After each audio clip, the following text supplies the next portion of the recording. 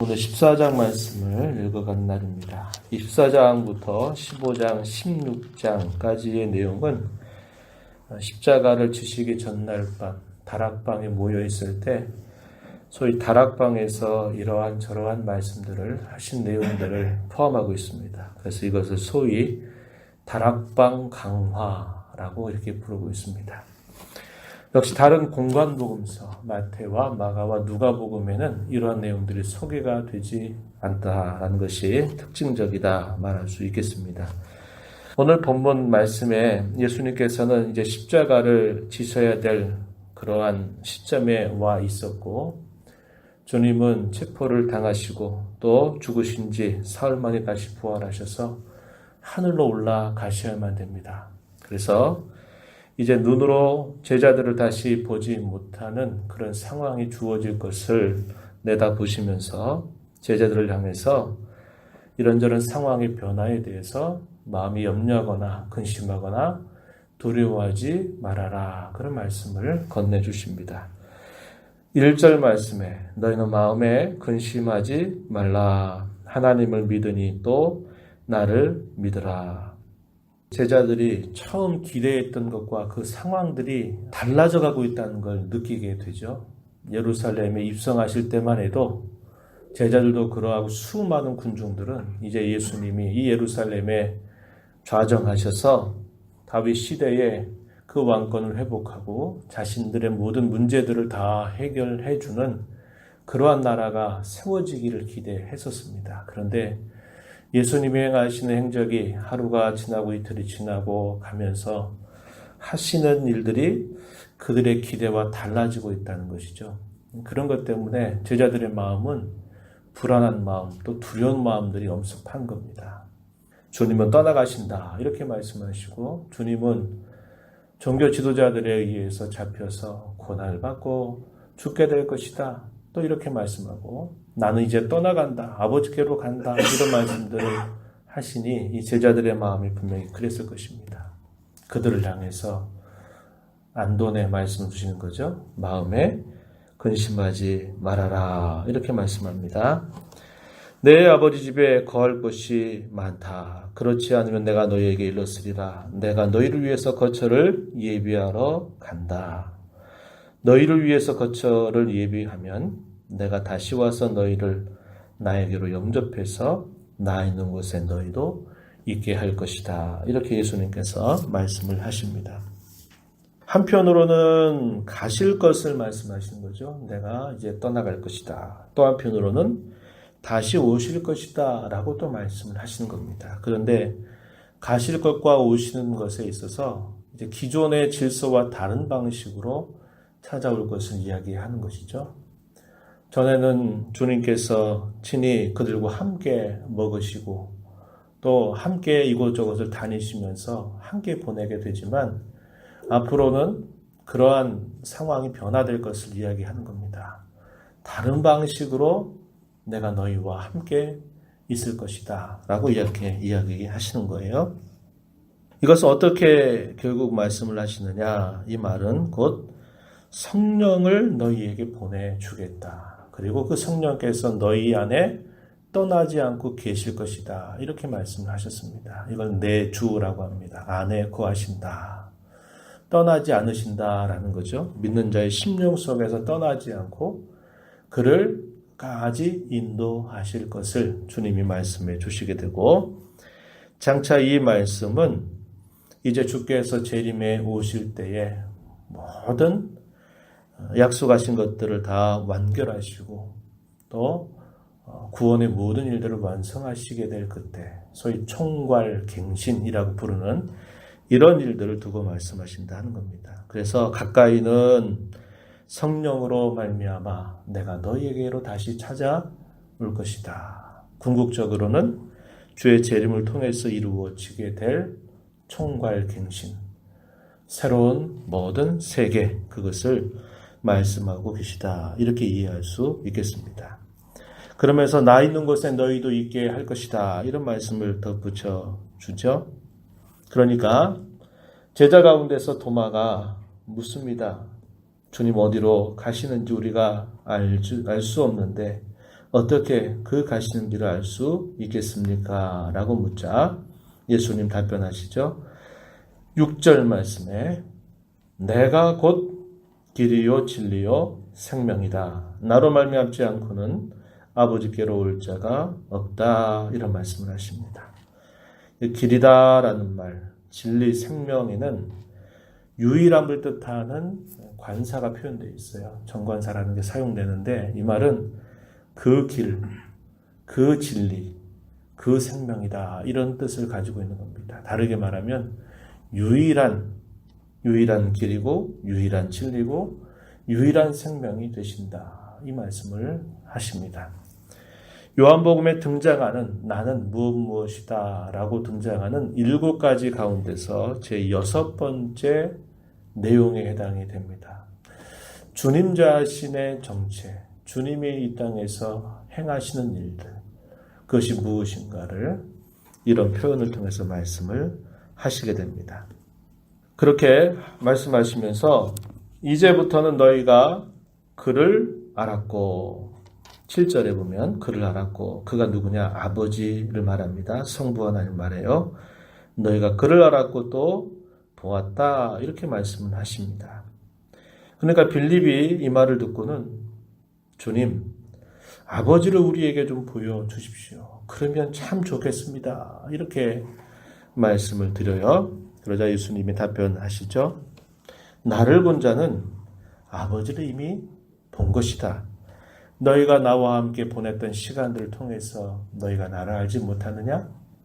너희가 나를 알면 곧 아버지를 아는 것이고 나를 보았으면 곧 아버지를 본 것이다 라고 이렇게 대답을 하시게 됩니다. 우리가 종말에도 마찬가지일 거예요. 주께서 재림하실 때에도 성부 하나님, 성령 하나님 우리의 눈으로 보이지 않아요. 우리가 보는 것은 우리와 똑같은 사람의 몸을 취하신 예수 그리스도를 통해서 삼위일체 하나님을 배우게 될 겁니다. 예수님께서는 나를 보면 아버지를 본 것인데 아버지와 나는 하나인데 무엇을 아버지를 보여달라고 말하느냐. 나를 보았던 것처럼 너희는 곧 아버지를 본 것이다. 나를 믿는 것은 곧 아버지를 믿는 것과 다르지 않다. 이렇게 예수님께서 답변을 해주시게 됩니다. 그러면서 나를 믿는 자는 내가 하는 일을 그도 할 것이고 또한 이보다 더 큰 것도 할 것이다 라고 말씀을 해주십니다. 12절 말씀에 그렇게 말씀하세요.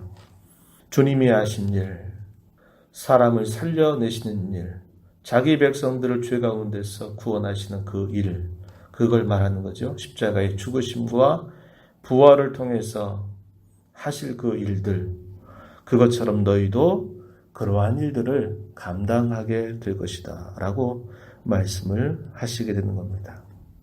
어떻게 주님의 일을 감당할 수 있겠는가 라고 묻는다면 역시 주의 능력을 힘입어 기도하는 일을 통해서 그러한 일을 할 것이다 이렇게 말씀해 주십니다.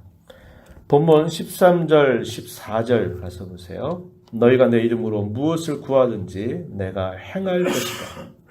이는 아버지로 하여금 아들로 말미암아 영광을 받으시게 하려 함이다. 내 이름으로 무엇이든지 내게 구하면 내가 행하리라 이렇게 말합니다. 무엇이든지 구한다라고 말할 때 이 글의 흐름을 보면 주께서 하신 일들, 주께서 감당하신 일들 이렇게 볼 수 있겠고 또 그 다음 절에 이어지는 15절 보면 나의 계명에 대해서 예수님 계속 말씀하시거든요. 주의 계명을 따라 살고자 할 때 우리가 간절하게 기도하고 할 때 그 계명을 지키도록 우리를 인도해 주실 것이다. 이렇게 이해하는 것이 좋습니다. 여기서 앞뒤의 모든 말씀들을 다 빼버리고 무엇이든지 우리가 하고 싶은 모든 욕심들을 다 주의 이름으로 구하면 다 들어주신다. 그렇게 이해하면 안 되는 표현이죠. 그래서 항상 성경의 한 구절은 그 구절이 주어지고 있는 전후의 여러 말씀들과 함께 생각해서 이 말씀을 이해하는 자세를 가져야 한다는 겁니다. 주께서 하신 일들을 우리가 감당하려고 할 때는 주의 능력을 힘입는 기도가 없이는 이 일을 감당할 수 없다. 또 한편으로는 너희가 나를 사랑하면 너희가 나의 계명을 지킬 것인데 주의 계명을 지키는 일도 기도 없이 이루어진 일이 아니다 라고 우리에게 말씀해 주신다 볼 수 있겠습니다. 그래서 주님을 사랑한다고 하는 그 증거가 뭐냐? 주님은 거듭 강조하십니다. 너희가 나를 사랑한다고 하는 증거는 말로 수없이 고백하는 것, 거기에만 머물지 말고 내가 너희에게 하는 말, 또 내가 너희에게 가르친 주의 계명을 잘 지켜 사는 것이다. 이 사실을 거듭 말씀하시고 계십니다. 15절에서 주님을 사랑하는 증거, 그것은 주의 계명을 지키는 것이다. 이렇게 말씀을 하셨습니다. 또 21절 가서도 보시면 나의 계명을 가지고 지키는 자라야 나를 사랑하는 자다. 이렇게 또 말씀하셨어요. 23절에서도 가서 보면 사람이 나를 사랑하면 내 말을 지킬 것이다. 24절에서도 나를 사랑하지 아니하는 자는 내 말을 지키지 않는다. 이렇게 말합니다. 지금 여러 절을 통해서 계속 주께서 강조하신 게 뭐냐? 너희가 나를 사랑하는 것은 곧 내 말 안에 거한 것이고 나의 계명을 지키는 것이고 내가 너희에게 이런 말을 지켜 사는 것이다. 이것이 나를 사랑하는 증거다. 이렇게 분명하게 말씀을 해주십니다. 그러면서 주께서 약속을 덧붙여 주시는데 또 다른 보혜사를 내가 너희에게 보낼 것이다. 이렇게 말씀을 하십니다. 16절 가서 한번 보세요. 내가 아버지께 구하겠으니 그가 또 다른 보혜사를 너희에게 주사 영원토록 너희와 함께 있게 할 것이다. 이렇게 말씀하십니다. 또 다른 보혜사, 성령님을 말하는 거죠. 성령 하나님을 표현하는 말씀입니다. 자, 이 말을 다르게 생각해 보면 주님 자신도 보혜사로 그들과 함께 했다는 것이죠. 다른 보혜사, 성령님을 말한다면 이 말씀을 하시는 주님은 그 제자들에게 있어서 보혜사와 같은 역할을 하셨다는 거죠. 그들을 위로하시고 또 변호하시고 그들의 갈 길을 인도하시는 역할을 감당하셨다는 겁니다. 그러나 또 다른 보혜사가 너희에게로 와서 항상 너희와 함께 있을 것이다. 내주할 것이다. 이것을 말씀하시는 겁니다. 주님이 갈릴리라고 하는 곳에 가시게 되면 주님이 다른 지역에 동시에 계시지 않았어요. 왜냐하면 우리와 같은 몸을 가지고 계셨기 때문에 그래요. 그러나 또 다른 보혜사가 그들에게 오면 그들이 갈릴리에 있든지 가버나움에 있든지 예루살렘에 있든지 어느 곳에 있든지 항상 주와 더불어 함께 있게 된다고 하는 겁니다. 그래서 이 성령의 약속을 주께서 말씀하고 계시는 겁니다. 이렇게 성령을 약속하시는 그 맥락도 보면 결국 주의 계명을 지켜 살도록 우리를 도와주신다라는 겁니다. 그분을 뭐라고 다르게 부르냐면 진리의 영이라 이렇게 부르는 거죠. 너희와 함께 거하시며 또 너희 속에 계실 것이다. 이렇게 말씀했습니다. 17절에 이 표현하고 그분은 진리의 영으로서 모든 것을 가르치고 너희에게 내가 말한 이 모든 것들을 다 생각나게 해줄 것이다 라고 말씀하십니다. 26절 가서 한번 보세요. 보혜사 곧 아버지께서 내 이름으로 보내실 성령 그가 너희에게 모든 것을 가르치고 내가 너희에게 말한 모든 것을 생각나게 할 것이다. 이렇게 말씀을 하십니다. 그래서 성령께서 오시게 되면 너희와 항상 함께 있을 것인데 그분의 하시는 일은 너희로 하여금 계명을 지켜 살도록 너희를 도와주실 것이고 너희를 진리 가운데로 인도할 것이고 너희에게 말씀을 적절하게 떠올리고 깨닫게 하시고 생각나게 하셔서 너희를 인도하실 것이다. 이렇게 주님이 약속하시게 되는 겁니다. 그 성령님으로 말미암아 아버지 안에 주님이 아버지 안에 또 그 제자들 향해서 너희가 내 안에 내가 너희 안에 있게 될 것이다. 이 성령이 하시는 일들은 주님과 믿는 신자들을 하나가 되게 하시는, 연합하게 하시는 일들을 또한 행하실 것을 주님이 말씀하고 계십니다. 우리가 이 말씀을 보면서 주님만이 우리의 유일한 길이 되신다. 우리의 유일한 진리가 되시고 우리의 유일한 생명이심을 우리는 바르게 알아야 할 것이고, 그 주님이 하셨던 일들을 우리가 감당하기 위해서 늘 기도의 능력을 힘입어야 된다라는 것을 우리는 알게 되고, 그분이 하셨던 것처럼 또한 주님이 기뻐하신 일들을 우리가 살아가는 생애 가운데서 잘 감당하며 살아야 되겠다는 거룩한 다짐을 하게 되기를 바랍니다.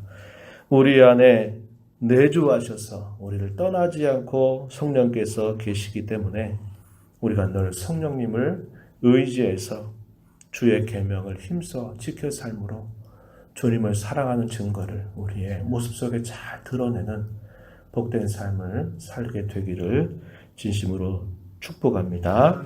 하나님 아버지 감사합니다. 이 새벽 시간에도 저희들을 불러주셔서 또 오늘도 찬송을 드리며 말씀에 귀를 기울이며 또 그 주신 말씀을 통하여 저희들에게 베풀어 주신 은혜와 저희들 향한 기대가 무엇인가를 또다시 살피게 해주심을 감사드립니다. 두려움과 또 근심 가운데 있는 제자들을 주님께서 친히 위로하면서 내가 떠나갈 것이지만 그러나 곧 다시 내가 너희에게로 올 것이다. 그리고 너희와 함께 영원히 함께 있을 것이다 라고 말씀하시면서 성령을 보내실 것을 주님이 약속해 주셨습니다. 그 성령으로 말미암아 너희가 나를 사랑하는 삶을 살아가도록 도울 것이고 진리 가운데로 인도할 것이고 진리의 말씀을 깨닫게 하고 생각나게 할 것을 약속해 주셨습니다. 주와 더불어 신비로운 연합을 또 이룰 수 있는 귀한 복을 약속해 주셨습니다. 그러한 은혜 오늘 저희들에게 값없이 베풀어 주셨사오니 저희 오늘도 이 하루를 살아가면서 성령 하나님을 모시고 살아가는 삶이 되게 하시고 인도하심 따라 살아가는 복된 하루가 되게 하여 주옵소서. 은혜의 보호자 앞에 나와서 또 은혜를 구하며 이 하루를 살아가는 모든 사랑하는 자녀들을 용납하시고 강구의 귀를 기울여 주시옵소서. 예수님 이름으로 기도하옵나이다. 아멘.